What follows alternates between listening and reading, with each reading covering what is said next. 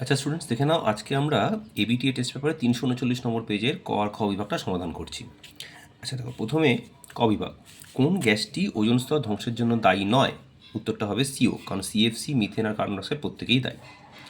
সার্বজনীন গ্যাস ধ্রুবকের মাত্রা হলো, এইটা হবে দেখো, m L² (-2 mole inverse kelvin inverse.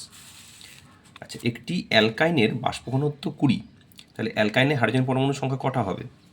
দেখো, এটাতে তোমাদের আমি একটু ক্যালকুলেশন করে দেখিয়ে দিই। অ্যালকাইন হচ্ছে CnH2n-2, তো তার বাষ্প ঘনত্ব 20 হলে তার আণবিক গুরুত্ব হবে 40, কারণ m=2d।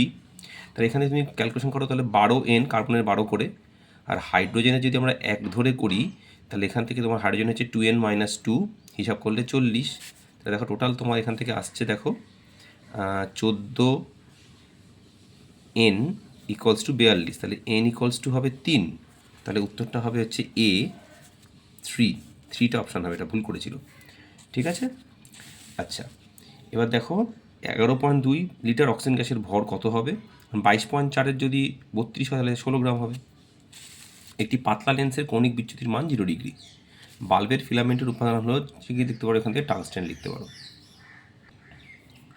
আচ্ছা, একটি আলফা কণায় নিউট্রন সংখ্যা হলো, আলফা কণা মানে তো হিলিয়াম অ্যাকচুয়ালি, তাই না? আলফা জন্য 4-2 হয়, তাই নিউট্রন সংখ্যা বিয়োগ করে দেখো 2 বেরোবে। কোন মৌলটি দুটো ইলেকট্রন ত্যাগ করে? পটাশিয়াম। সমযোজী বন্ধন দেখা যায় কোন অণুতে? HCl। 1 কুলম্ব আধান ইলেকট্রন সংখ্যা হলো, এই যে এইটা। বিচ্ছুরণের ক্ষেত্রে সঠিক ক্রম কোনটি হবে? দেখো, যে RR RB।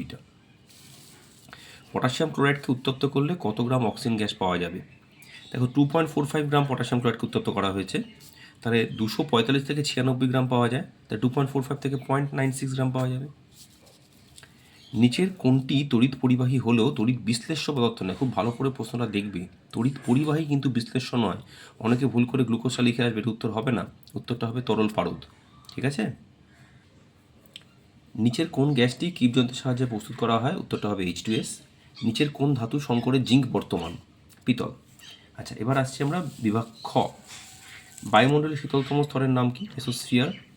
বায়োমাসের মুখ্য উপাদান কি এবং পুনর্নবীকরণযোগ্য উৎস নয়? বায়োমাসের মুখ্য উপাদান তোমার সেলুলোজ হবে না।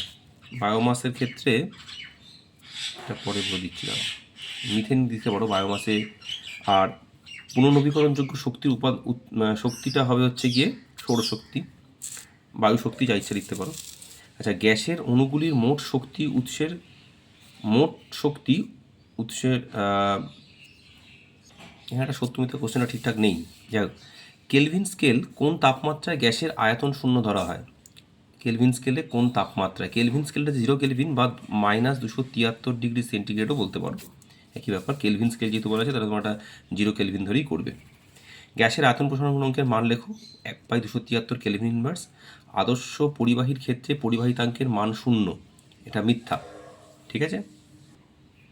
আচ্ছা, অবতল লেন্সের ক্ষেত্রে সর্বদা কী ধরনের প্রতিবিম্ব গঠিত হয়? অসৎ, সমশীর্ষ এবং ক্ষুদ্রাকার। আলোকরশ্মি ঘন মাধ্যম থেকে লঘু মাধ্যমে গেলে আপতন প্রতিসরণ কোনটি বড় হবে? প্রতিসরণ কোণ। কারণ দেখো, তুমি দেখবে যদি এটা ঘন মাধ্যম হয়, এটা লঘু মাধ্যম হয়, আলোকরশ্মি এখান থেকে এখানে এদিকে দূরে সরে যায়, তাই না? এটার মানটাই আপতন কোণের থেকে দেখো 8টা বড় হয়, তাহলে এখানে R>I হয়, তাই না? ডায়নামোতে কোন শক্তিতে রূপান্তরিত হয়? যান্ত্রিক শক্তি, তড়িৎ শক্তিতে। তড়িৎচালক বলে এসআই একক কি? ভোল্ট।